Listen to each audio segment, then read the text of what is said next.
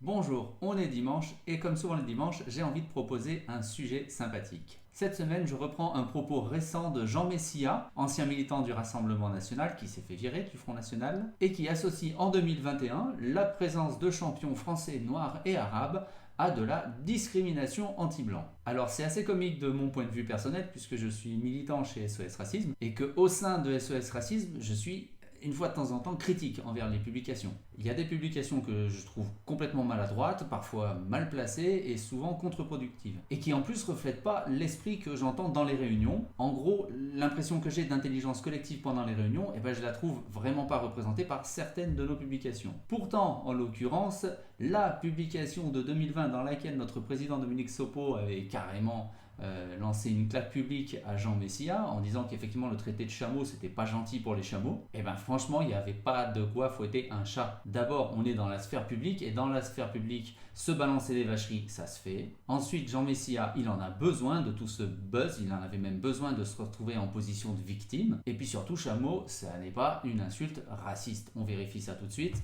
Dictionnaire des synonymes, chameau dans le registre familier, ça renvoie directement à méchant. Vérification avec le Larousse en ligne, personne autoritaire, méchante, acariâtre, désagréable. Ce traité de chameau, ça s'est fait depuis longtemps, bien avant qu'il y ait une extrême droite anti-immigration. Et puis au final, quand on a fait des vérifications, on s'est aperçu que Jean Messia et Yacine Bellatar, tous les deux se traitaient de chameau depuis déjà l'année précédente. Raison pour laquelle l'autre grande association antiraciste en France, la LICRA, avait dit on n'est pas là pour faire de l'arbitrage entre chamailleurs de bas étage et les avait tous les deux traités de cons, tout simplement. Bref, je propose cette question pour se distraire agréablement aujourd'hui. Jean Messia est-il un chameau au sens méchant, acariâtre, désagréable? Pour y répondre, on se doit de savoir qui est Clarisse Abénienou, qui figure en première place de cette publication de Messia. Clarisse Abénienou est une championne. C'est une championne de judo, française, qui aime la France, que la France aime, qui est d'autant plus touchante qu'elle vit ses émotions à fond, et on l'a vu plusieurs fois en larmes après ses victoires, et par ailleurs qui est noire. En dehors de ça, elle travaille pour la gendarmerie nationale française, et elle est engagée dans plusieurs causes, y compris le rayonnement de la France à l'international. De tout cela, qu'est-ce qu'il retient Jean-Jean? Il retient noir, rien de plus. Et le voilà qui parle de grand remplacement et de discrimination anti-blanc. Ça, si c'est pas méchant, acariâtre et désagréable, je vois pas ce qui pourrait l'être. Non seulement c'est méchant, c'est vil,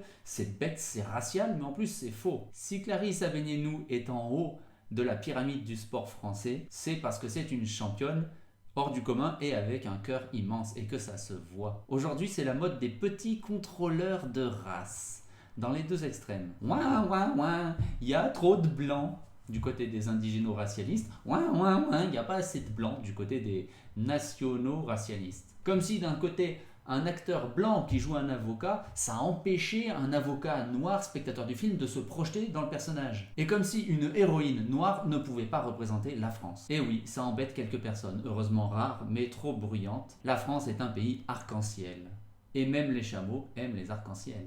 Bon dimanche à tout le monde, profitez bien.